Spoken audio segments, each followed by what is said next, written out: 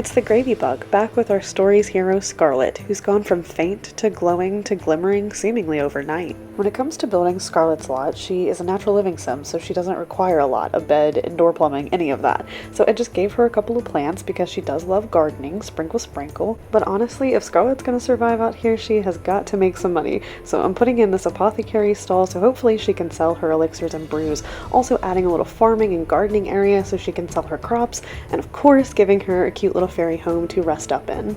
With this build, I am not going for aesthetic at all, just purely functionality, and that is exactly what we have here. So she's able to grow her farm and grow her crops easily right in her yard. So I found out the apothecary stall will not actually let you sell your own items on the lot, so I'm swapping that out for this yard sale table that actually had a cute little green heart kind of plant thing to go along with what we're doing here, so that's fun.